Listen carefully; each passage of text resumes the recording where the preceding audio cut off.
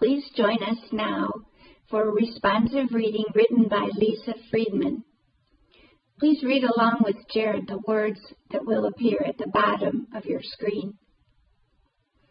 Spirit of life and love, we live in a fragmented world that tempts us to despair. We would put it back together piece by piece, if it were ours to choose. But sometimes the fragments are enough. In a world of cruelty, there is still power in every act of kindness. In a time of doubt, there is still power in every act of hope. In an age of division, there is still power in every act of unity. May we remember that sometimes the fragments of meaning we make are just the right size to hold in your hands.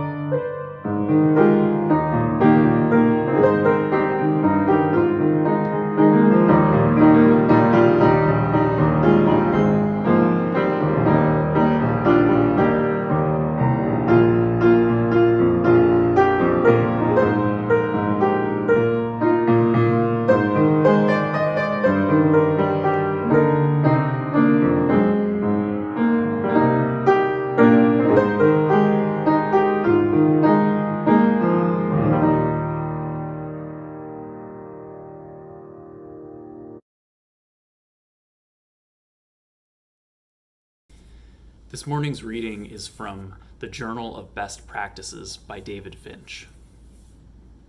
I was 30 years old and married for 5 years when I learned I have Asperger's syndrome, a relatively mild form of autism. My wife, Kristen, a speech therapist and autism expert, brought it to my attention one evening after harboring suspicions for years. While someone else might question why his wife would sit him down and informally evaluate him for Asperger's syndrome, in her pajamas no less, at no point during that evening in Kristen's office did I wonder about it. For one thing, there are certain orders and tasks that I simply don't dispute. I just follow commands and generally do whatever people tell me to do. But there's no particular consistency to this, which is strange. Frequent requests from Kristen, such as, "Please remember to run the dishwasher tonight," don't have much of an effect.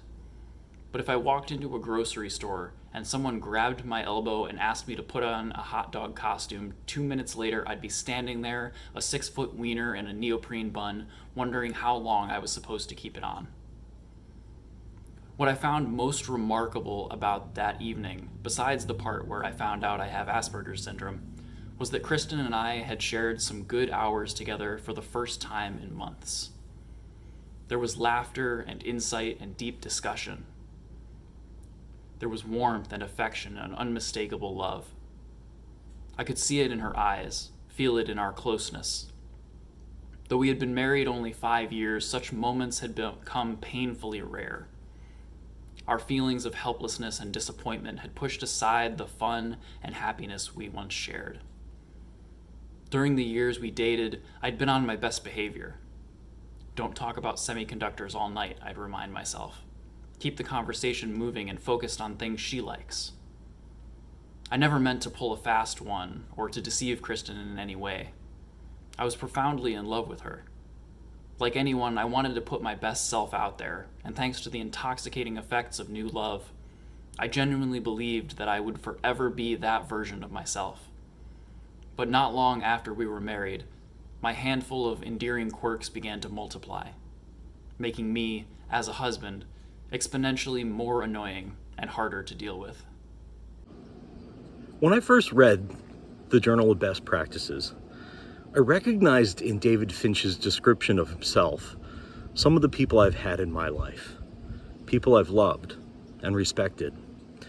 In fact, as I read the book, the 4 years I spent living with 3 other adult men in a big shared house in the center of San Francisco started to make sense to me. At the time, I found 2 of my housemates a little confounding. It felt like we were always misunderstanding each other. And what was particularly confounding was the fact that 2 of them seemed to hardly even notice each other, despite living in the same house and even working in the same small company together. There was no animosity, just, I don't know, they didn't connect somehow. One of them was a brilliant biophysicist who seemed constitutionally incapable of looking me in the eye when he spoke to me. And it wasn't just me, he did that with everybody. He'd call me at work to ask me a question about, I don't know, the furnace or the ice cream I'd bought the night before. And I'd have to yell at him, scream at him to hold on while I took another call. He was on a roll. He wasn't listening, so I just put him on hold so I could tend to business. I'd return, and he'd still be talking, oblivious to the fact that I'd ever gone anywhere. When he paused for a breath, I'd tell him what I had done, and he was completely nonplussed. He'd just say, "Oh, I hadn't noticed," and he'd continue on as if I'd caught every word he'd said. And this happened all the time. Then there was my partner. In the 18 years we were together, we never quite got each other. Now, don't get me wrong, we loved each other. We still love each other. We still have the same last name, and we'll always consider each other family. But we always just kind of missed. While I've always been a big picture kind of a guy, good at spatial relationships and group dynamics, he was the master of the vignette, the king of the smallest details. Whenever we moved, I'd unpack, wash, and put away 26 boxes of kitchen equipment while he lovingly arranged on a shelf 14 objects that had never before been grouped together. And he did it in a way that made any observer sigh with longing over the artistry of the composition. Our home was always full of that kind of micro scene, which he adored and honestly wanted acknowledgement for. Most nights when I got home from work after him, he'd meet me at the door and excitedly ask, "Did you see what I did?" I hadn't even stepped in the door. There wasn't a chance to see what he'd done. While I really did love him and our housemate, it confused the heck out of me to live with them. They were a lot like David Finch in that I could ask them 10 times a day to close the pantry door so the cat wouldn't get in, and they'd never do it. But a complete stranger could ask them to do anything. I mean, anything. And they would always comply, no matter how complex or time-consuming the request. They would do it happily and never ask any questions. Coming to the realization that they may have had Asperger's helped me understand them a bit more. It gave me more compassion. It helped me to see that they were just different from me. Not bad, not wrong or sick or broken, just different from me and different from each other.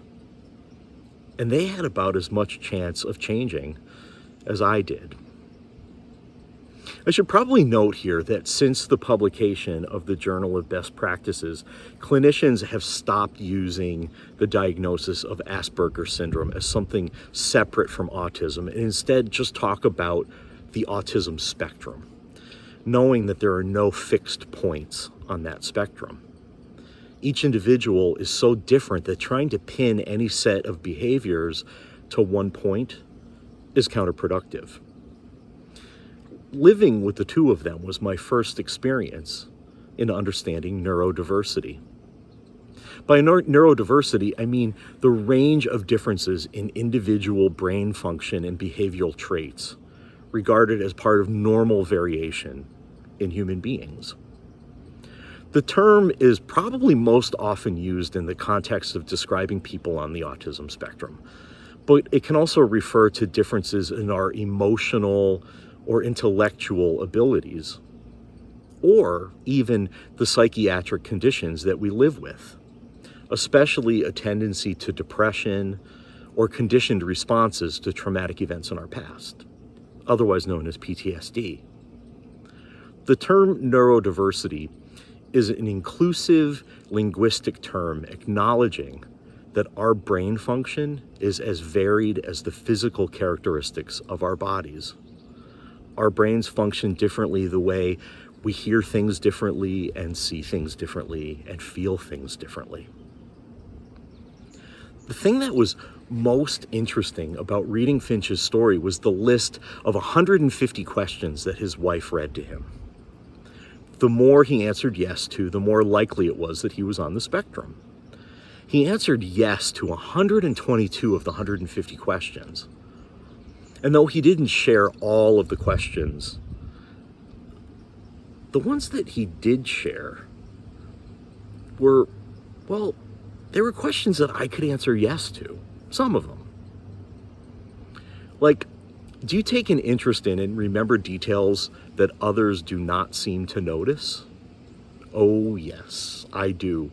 Like, I once noticed the fact that my mother and my sister-in-law were exactly the same age to the day, exactly 20 years apart, when they each lost their older brother. Another question is, do you notice patterns in things all the time? Of course.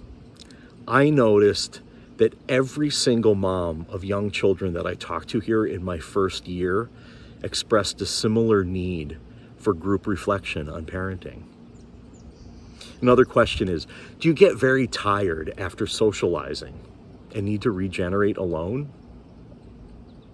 You should see me on a Sunday afternoon when I get home after church. I just want to hide. I need time alone. It's not that I don't love everyone here and relish my time with you. It's just that I get this indescribable fatigue and anxiety that I'm going to lose my ability to hear the still, small voice inside of me. And I need quiet time to find myself again. But saying yes to some of the questions doesn't mean that I'm on the autism spectrum. We all can look at diagnostic descriptions of psychiatric and medical conditions and see a bit of ourselves in there. It's a common occurrence for psych students and med students to diagnose themselves with just about every condition that they read about. The thing is that we all have slightly different assortments of characteristics. A soupçon of autism with a tiny smidge of narcissism, or a dusting of bipolar. Most of us can work with what we've got, covering it all up in the interest of looking vaguely normal, whatever that means. But some of us can't. The characteristics are too strong. We may be able to just get over it, but there are some who can't. My biophysicist housemate and his psychologist husband referred to those differences as hardwiring. And they talked all the time about how we're all hardwired differently. And knowing that, David Finch's experience is not unique, but neither is it representative of everyone on the autism spectrum. And our knowledge about that whole spectrum is so ever-evolving that Asperger's syndrome isn't even used as a diagnostic term anymore. Now, I could have asked folks to talk today about the various ways in which they're differently wired. But as I started thinking about different people in the congregation, I realized everybody is differently wired in some way. Some are nearsighted and some are farsighted. There are introverts and extroverts. There are skeptics and optimists, the chronically cranky and the persistently positive. And I realized I didn't want anybody to have labels that would hang over them for the rest of time. You know, I didn't want anybody to say, oh, you know Helen, she's the nearsighted bipolar woman. It's a problem being in a box like that because we're all constantly changing. Our experiences change us, and aging changes us and our wiring. As an example, I'll share a story of Margie, who died a few years ago, months after she gave me permission to share this story with you. Margie had a stroke a year before I met her. It left her less physically mobile and with impaired peripheral vision and unable to access words the way she had accessed them her whole life. She struggled to speak and to communicate. For someone as charming and clever and social as Margie, it was enormously frustrating that her slow recovery would likely never be complete. But she lived with and adapted to the changes in her brain function. She used electronics like her smartphone and her iPad for help. She got around using Uber. She used an app to practice vocabulary words so that they would start coming back to her with more ease, little by little. And they did. The thing I find interesting is that she, like so many young people with learning disabilities and autism, have benefited enormously from using electronics. You know, there are preschoolers who can't communicate with other people verbally or through touch, but they can manage an iPad to connect to their families, teachers, and to the whole wide world. Even though we have all these different ways of connecting, we're also different.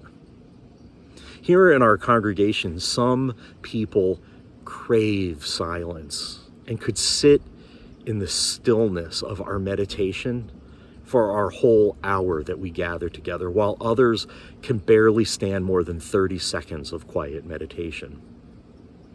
Some people come alive listening to a well-researched and scholarly talk on a philosophical or theological fine point, while others fall dead asleep in their chairs listening to what feels like a boring old lecture.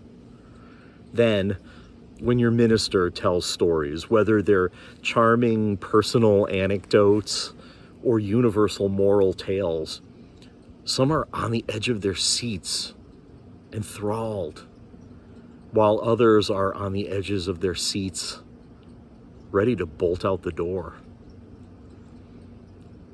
In every congregation I've ever served, there's been at least one person, if I'm honest, usually a beloved elder, usually a woman, who is described as glowing, radiating light. She comes to services for one reason. She lives alone, and it's the only time of week when she can touch another person.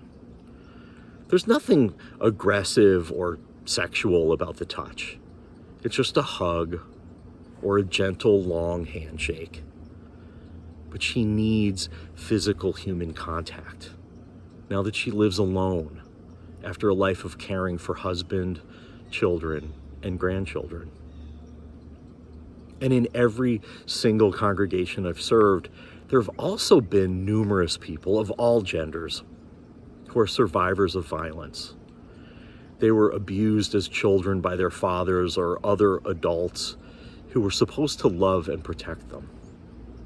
They were raped by a date they trusted or a gang of thugs who wanted to humiliate them.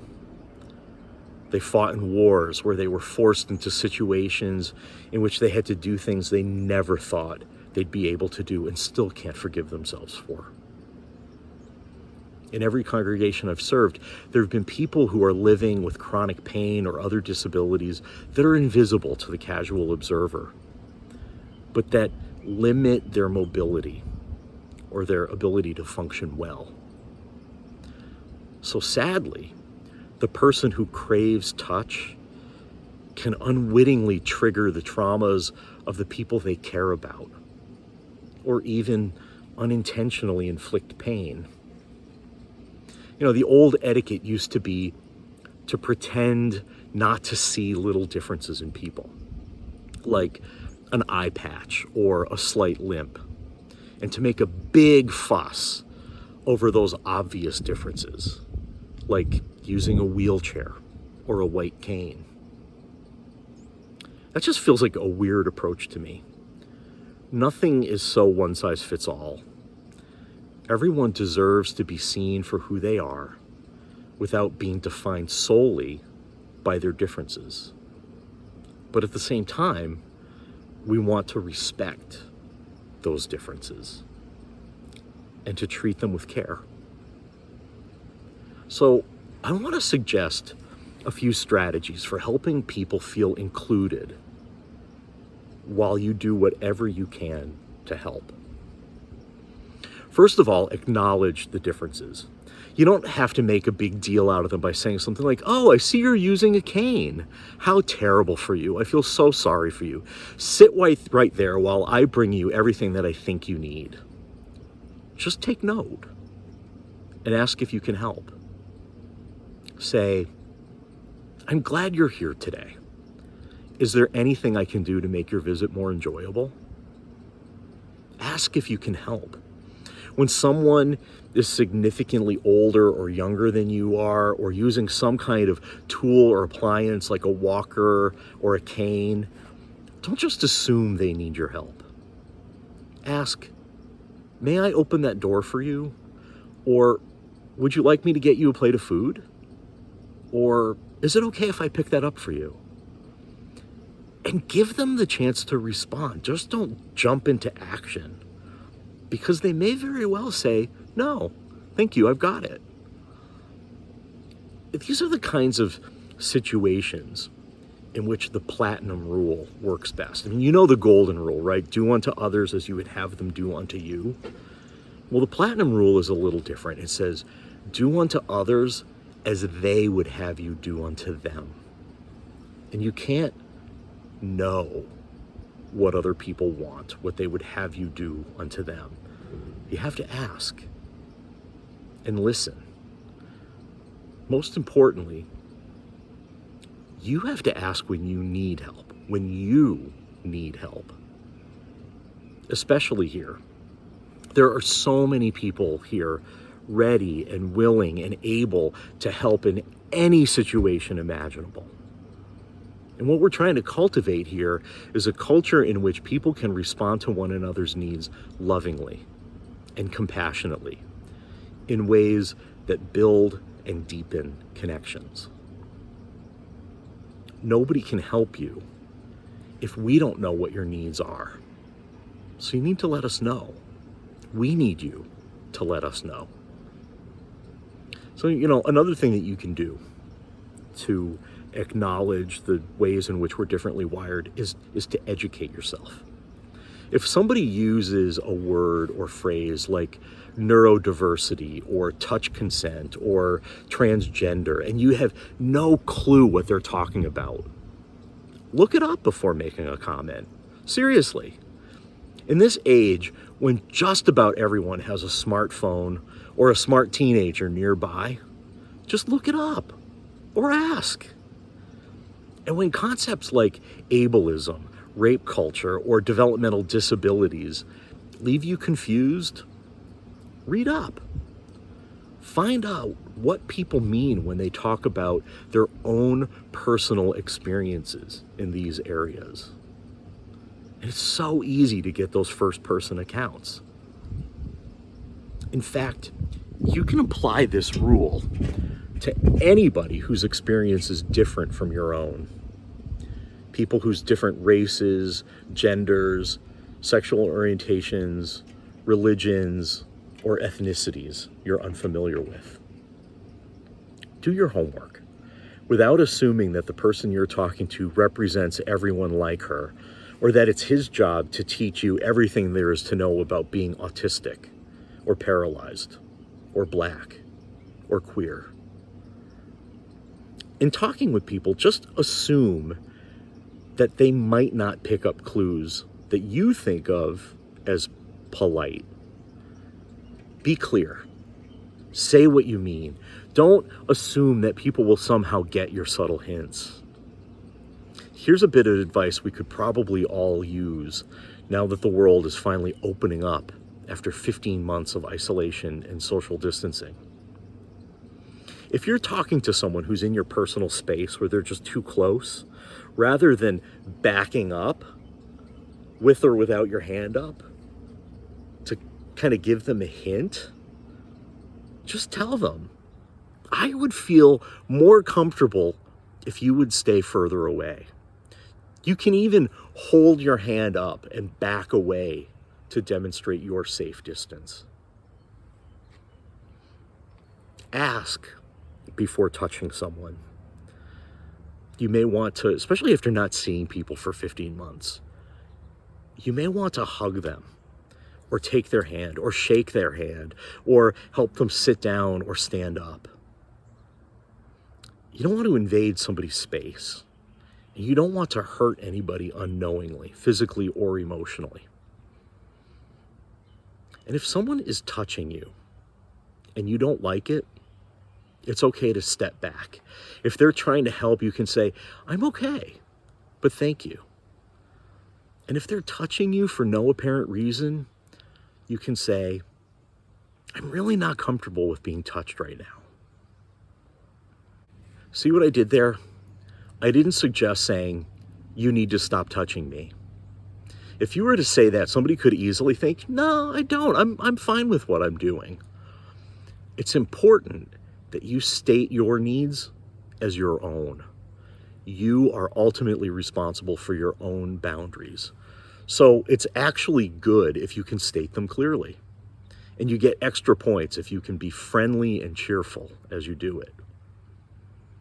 Even though it may seem weird to say a lot of these things, when you do, you'll find the response will almost always be, "Oh, okay." Maybe even, "Oh, I'm sorry. Thanks for letting me know."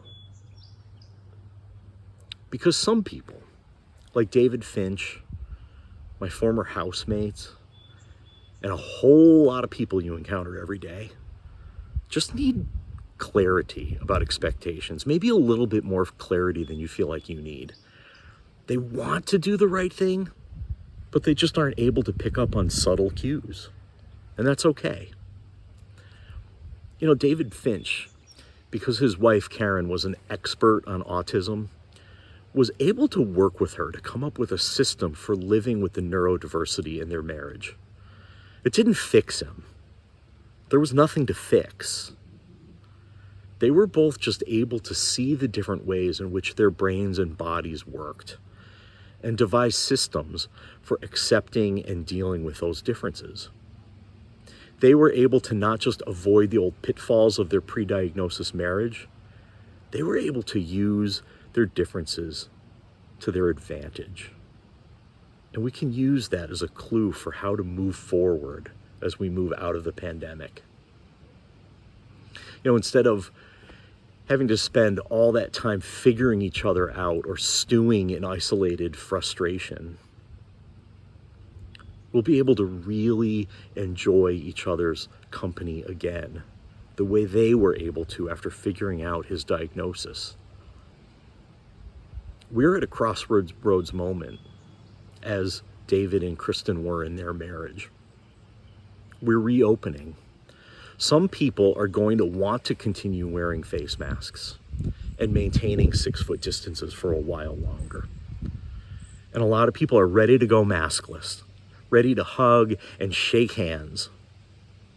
And it's going to be more important than ever that we respect each other's boundaries.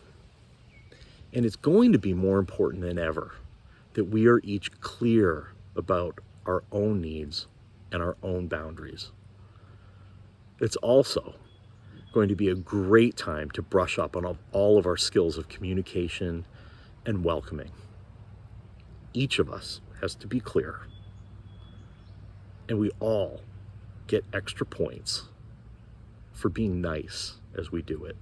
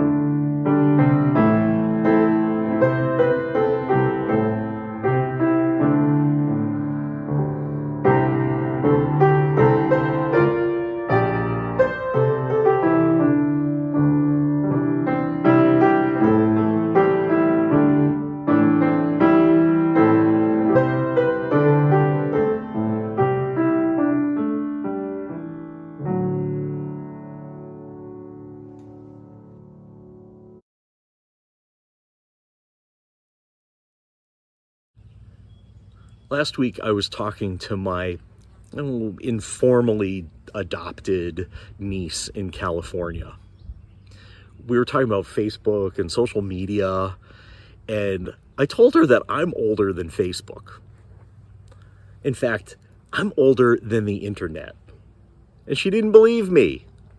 She thought the internet and Facebook have always been there. And that's the thing about the institutions we take part in. If they've been there our whole lives, we tend to think they've always been there and that they'll go on forever. We just take them for granted. Institutions like the Unitarian Universalist Association of Congregations and East Shore Unitarian Universalist Church have been around for so long that we tend to think that they'll always be there and that all we have to do is show up when we want the engagement or the company. But the truth is, they need tending to. They need support and leadership from people willing and able to take responsibility to helping them continue to exist and serve us and our community. So I want to thank you for your support, especially through the pandemic when it hasn't always been easy to provide that support. And I want to remind you to send in your checks to fulfill your pledge for the remainder of the fiscal year that is about to end on June 30th. If you are new to East Shore, thank you for joining us. We're glad that we have to offer something that you may find useful and hopefully satisfying. Thank you for being here with us.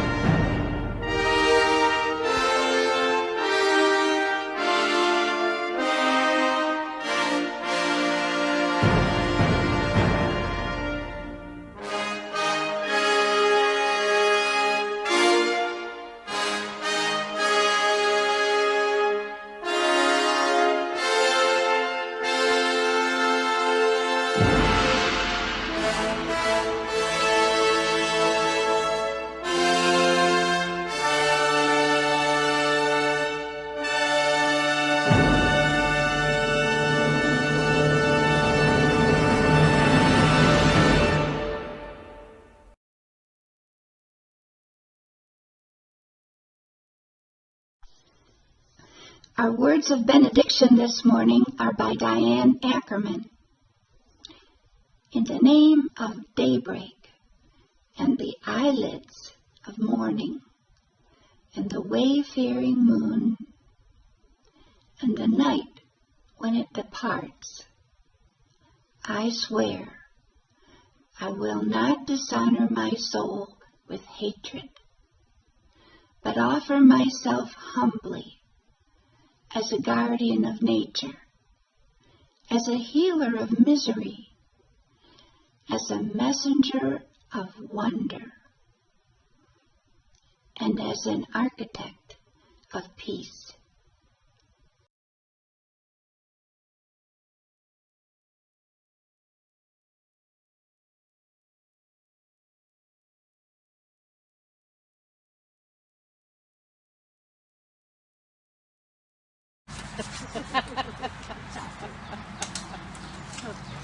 I love getting to join hands, like for real again. We join hands in Unitarian Universalist Fellowship, pledging ourselves to an individual religious freedom which transcends all creeds, not to think alike, but to journey together. She clearly wanted her freedom. Right, that's exactly what I thought. Indeed. Right on cue.